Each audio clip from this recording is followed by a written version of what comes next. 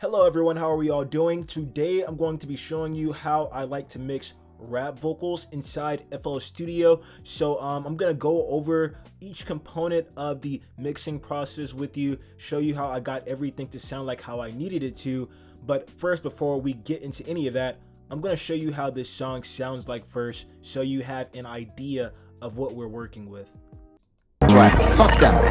You say the sky blue, I say that it's green. Cause what I say goes, what the fuck do you mean? Just be myself, I don't work well in the team. Why not make reality your favorite dream? Surrounded by lanes. I wanna talk money, not talk about the game. He talking about pain. To me, pain's a blessing, we don't think the same. Said she love me for me and not financial gain. Said I am a rich slow, but I am not the same. Nigga shout at me, then I watch what that became. Some little boys is too scared to get wet from the rain. Sorry, I'm not sorry, just in advance. I'm hoping one day So all right, you have a general idea of what this song sounds like. It sounds pretty good. First thing I want to go over with this is always the EQ. EQ should always go first. So first off, my EQ, if you've been following my channel for a minute, you already know the way I like to structure my EQ is adding two EQs, one before all the compression and one after the compression, and the one before our compression I use to kind of shape, give like a basic shape of my frequencies. And then I go into the compression, I compress up a little bit. Then after the compression, I just use EQ to clean up any frequencies that may have got muffled up in the compression process. But right here for this first EQ, I always take out the low end with a nice high pass filter. I boost up the high end with a low pass filter, well, a high shunt filter, sorry. And I come over here to the low mid range area. I remove some of that boxiness. Over here I took 4.1 decibels out of there. I have my dynamic EQ set for the attenuation mode on this specific frequency right here to ensure I'm not getting any boxy frequencies. Ensures that I consolidate that frequency and really make sure I'm not getting any boxy frequencies seeping out into the mix. The second thing I did was came over here to this frequency range right here, and I actually gave it a tiny little boost. And I did this because this is basically considered like the low mids right here, but it's a bit further up, so it's not as boxy as this frequency right here. The 300 to about, I say about 550 hertz range is where you'll get a lot of the boxiness. But once you start to get in the higher ranges of your low mids, that's where you'll start to find a little bit of your actual presence and like the bulk of your vocal. Right here in this little range, I gave it about 1 decibel of gain, and it kind of thickens up my vocal a little bit, gives a little bit more presence and warmth. Really nice. After that, I came right here to the high mid frequency range area, and I took it out by a little bit, just because I was getting a little bit of harshness right here. And this is technically not our high mids. This is like the point transitioning to the high mids. This is like what is this? It's 2500 hertz, and I would consider high mids to be at about like 3000 hertz to about 10,000 hertz. So right here I was getting a lot of boxiness. I went ahead and took that out, added another dynamic EQ right there, and I have it in attenuation mode to ensure that whenever this EQ detects this specific frequency right here, this harsh frequency, I took the gain out on, it'll attenuate that frequency down even more, so I have more control over that frequency and ensure I'm not getting any harshness that I was trying to eliminate from right here into the mix.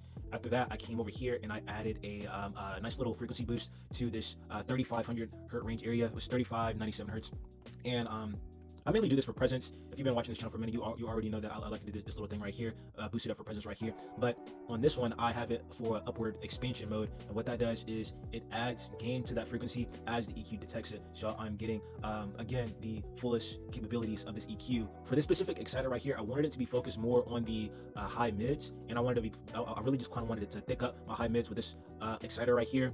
As you can see right here, I have it set to 7.5 for the amount of harmonic distortion I'm getting from this exciter, and I have it on tube right here. I have it on tube mode, and I turned it up in the mix by like 30%.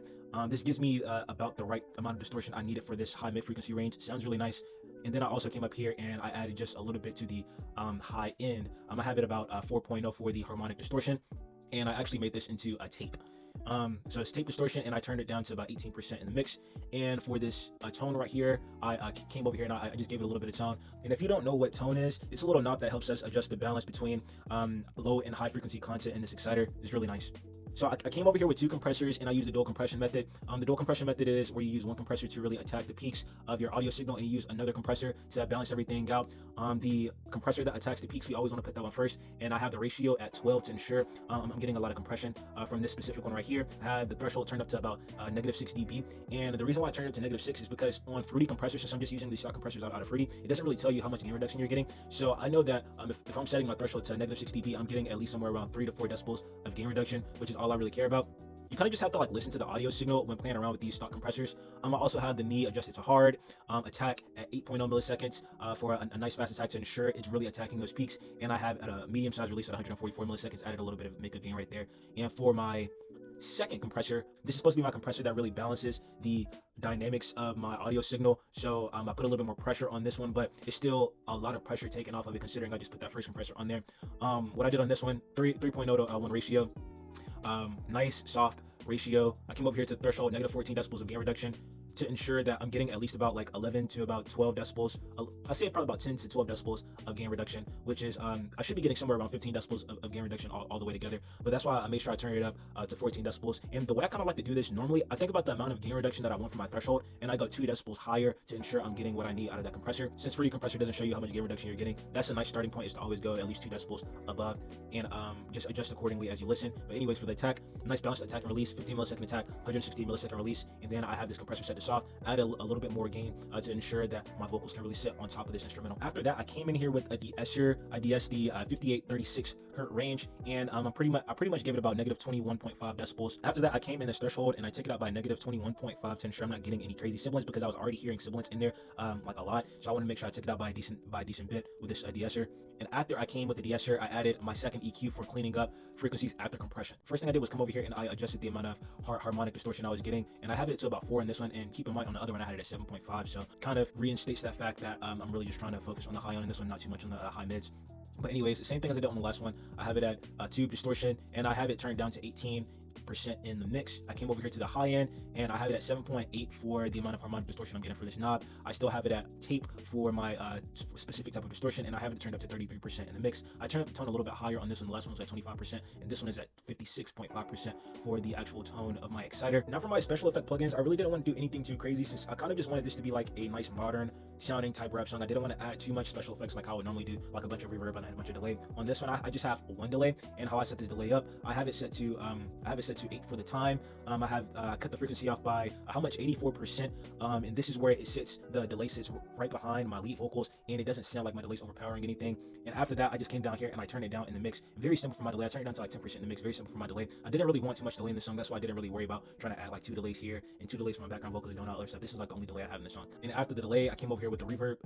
For this reverb right here, I wanted a nice reverb that kind of makes my vocals sound a bit more present and a bit more apparent in the mix. This reverb right here is kind of what's gonna blend my vocals into that instrumental and make everything sound more as one, even though we're not mastering. And it'll also help my vocals be perceived as a bit wider and a bit fuller. So just like always, like how we do with the reverb, take out the low end by a little bit with a nice high pass filter. And I actually didn't do a low pass filter on this one. Sometimes I would do a low pass filter on the high end for my reverb, but I wasn't getting enough from this reverb when I took out the high end with a low pass filter, so I wanted to just take it out a little bit with a low shell filter instead. And I got it to sound like how I needed it set to sound like. For this one, for this specific reverb, I have a decent amount of plate, and I feel like you can hear a lot of the plate from the reverb if I was to turn it up. But as far as like the reflections, I have the reflections turned up a decent amount, and I have the hall turned up to 2.82. Over here, this is where I blend the different types of reverbs I have over here together. I have it a little bit more towards the hall side to ensure I'm getting that wideness I need from my reverb, and that's why I turned up my plate a little bit more in the mix to ensure I'm also getting the that nice medium-sized reverb that'll actually make my reverb sound like it's there in the mix. And then after that, I just came over here and I turned up to 100% for my verb. After that, I just made sure I turned up the verb to 100% for the wet knob, and I turned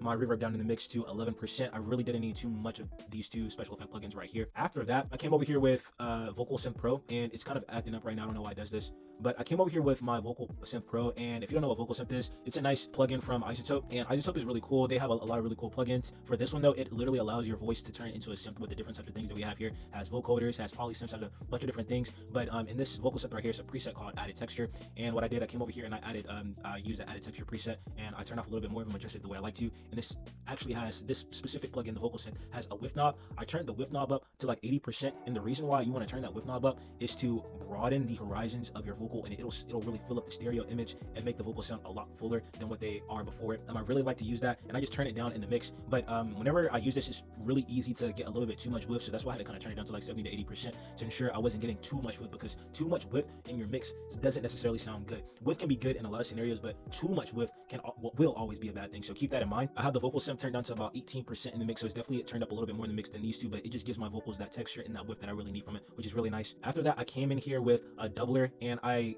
added the doubler to thicken up my vocals a bit more and give my vocals that depth that I really need from it. Sounds really nice. We've already went over the doubler a few times before, but if you don't know what a doubler is, it just makes it a double of your vocals inside the stereo image. So over here, these dots will represent our double vocals on different sides of the stereo image. So we have basically 3 doubles. What I like to do, I like to take out the center image, because if you don't take out the center image, this vocal double right here in the center image will overpower the actual lead vocals a little bit, because my lead vocals are sitting in the center of the stereo image, and you want to make sure to always take this one out to ensure that the doubler sounds balanced and it sounds natural. That's the goal here, is to get this mix to sound as natural as possible and to get it to sound crisp and as clear as possible. And yeah, after you do that, you'll have these 2 doublers over here, and it'll really just thicken up the stereo image even more. So I have that vocal synth on there for my width and just widening out my vocal a little bit, and I have this doubler on here to give my vocals that depth and really punch through the mix. The last thing I did on this lead vocal bus was add Soothe 2. Well, the reason I like to add Soothe 2 is to make sure I'm eliminating any harsh frequency that I may have missed before with the EQ. Using Soothe 2 is really nice. If you don't know what Soothe 2 is, it's a dynamic resonance suppressor, meaning within each sound wave that Soothe 2 detects, depending on where you have these sensitivity settings right here, Soothe 2 will detect every single sound wave from your audio signal, and it'll look for any distortion within those sound waves, and what it'll do, it'll actually suppress that down. So it's not necessarily like compression, though it's kind of like compression. It's not necessarily a compressor, but what it'll do, it'll just make your vocal sound a bit smoother and a bit more clear versus without it. Using this can be really nice for situations where you may have a bit of a muffled audio recording and you want to kind of come over here and fix that up with the Soothe 2, but it can be used for a bunch of different scenarios too. But in this specific case, this is just how I use it. So for my EQ right here, very simple. All I really did was I took out the low end with a nice high pass filter, and I took out the high end with a low shelf filter, and I took out a little bit of low mids for the boxiness, and I took out a little bit of the presence to ensure that these background vocals are actually sitting behind my lead vocals. After that, I came in here with my background vocal bus compression, and I made sure to give it a decent amount of compression. I did 5.5 for the ratio, and I set the threshold at about negative 14.2 decibels, and honestly, I can probably turn that up a little bit. Probably turn it up to about 17. I'll turn it about 17, 18 to I'm getting at least about negative about 15 decibels of gain reduction. And for my attack, I have it set to pretty fast, which I should probably turn down a little bit. Turn down my attack to about 13.2 milliseconds, and my release, we're gonna set this to about 144 milliseconds. Nice balanced release, and I have the knee set for soft. The last thing I did for my background vocal bus, I added a nice reverb, and for this reverb, I wanted to make sure that it allows my background vocals to sit behind my leads and just provide a bit of spaciness to the mix and kind of just make everything sound a little bit more interesting. It's really cool. I turned it all the way to 100% in the mix, took out the low end by a little bit, I took out the high end by a little bit, and this specific reverb is more focused on hall than anything. I have it set all the way down for like almost like 100% hall. I'm not getting too much reflections or plate at all. It's mainly just hall, and the reason why I wanted to make sure it was mainly hall is just because hall sounds a lot wider than the other sounding reverbs, than the medium sounding reverbs, as well as the reflection. So I just wanted to make sure I got a lot of hall out of that. And that was pretty much it. So let's come over here, listen to it one last time after I've just explained what I've done for my vocal bus and my background bus. Let's just sit back and admire for a little bit. You say the sky blue, I say that it's green, cause what I say goes, what the fuck do you mean? Just me, myself, I don't work well in the team. Why not make reality your favorite dream? Surrounded by lanes, I wanna talk money, not talk about the game. He talking about pain, to me pain's a blessing, we don't think the same. Said she love me for me and not financial gain. Said I am a rich flow, but I am not the same. Nigga shout on me, then I watch what that became. Some little boys is too scared to get wet from the rain. I'm sorry, I'm not sorry, just in advance. I'm hoping one day I'll have money that's almost as fat as the shit that I have in my pants. I need that advance, just give me that fucking advance. Don't wanna talk, let's see it was said. Don't follow too blindly, watch how you treat. But alright everyone, that is how I mix vocals inside FL Studio. Now if you're a beginner wondering how to mix your vocals inside FL Studio with VST stock plugins, hit the link in my description where I'll give you a detailed step-by-step guide on each component of the process. I'll explain what each component is, as well as how to use it and implement it into your mix. After doing this, I can guarantee it will 5 times the speed in which you progress. But alright everyone, I hope you got a lot of value out of this video. If you did, make sure you hit like and hit subscribe. I'll catch you all in the next one.